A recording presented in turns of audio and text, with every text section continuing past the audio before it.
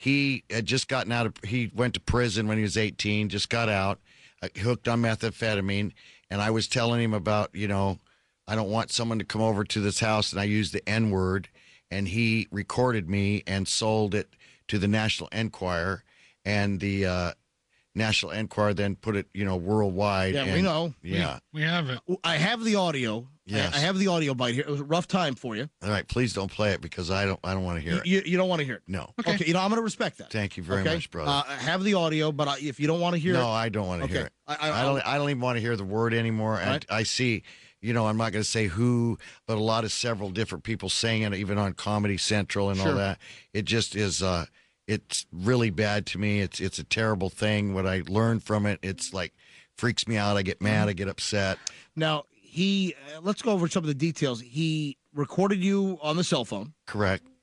And he plugged in a little tape recorder into the ear jack? That's what I was thinking this morning, as a matter of fact. Right. What did he use?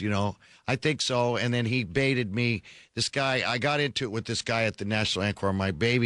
My first daughter born was killed when she was 20-some years old. How?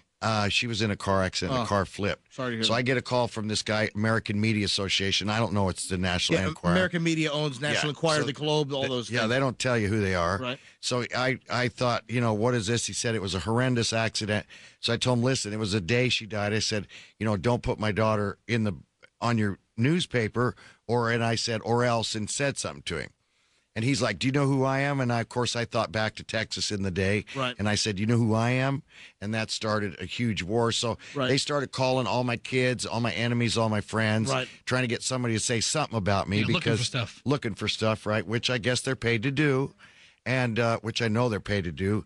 And my son was the weakest of the group and, sold us out, sold the Mutiny on the Bounty, sold us flat out. And yes. After the incident with the voicemail and the N-word, A&E dropped you for, 6 months? A&E suspended the show for 6 months. The African-American community started writing letters. I went to school. I joined CORE. I went to a lot, kind of like a verbal rehab, and they all called A&E, said, we love Dog, put him back on. You reached out to the community and said, listen, this well, was what I had happened. to. I went back one fan at a time and said, hey, I'm very sorry. That word doesn't mean what it did to me, but now I see what it means.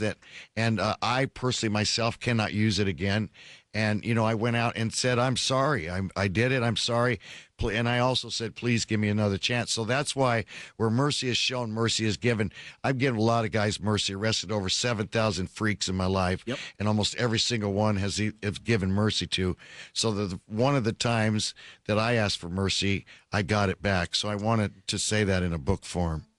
How troublesome is it to you that members of the black community use the N-word themselves? Well, that's fine because, they can. They're black. But white boys, should not use it. Just like being a white boy, I'm half-breed Chiricahua.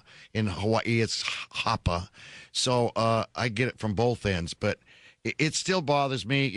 A brother came up the other day and said, Dog, you're and hugged me. And I said, bro, please, can we change that word a little bit too? Well, I think it's problematic for black people, African Americans, to use the word because I think it desensitizes the word and it makes it easier for others to use the word. I don't think anyone should use the N-word. Well, like I say in the book, I have a mosquito landing strip, a little bald spot in the back. So I tease about being that.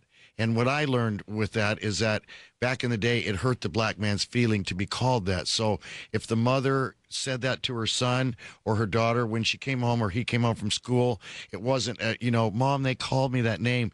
It kind of made that name go away a little bit, just as people that are overweight call themselves fat because they don't want someone else to do it. Sure. So it's a term of endearment in that community, and that's what it was. Today is different. You can't, slaves are free. That word should not be used.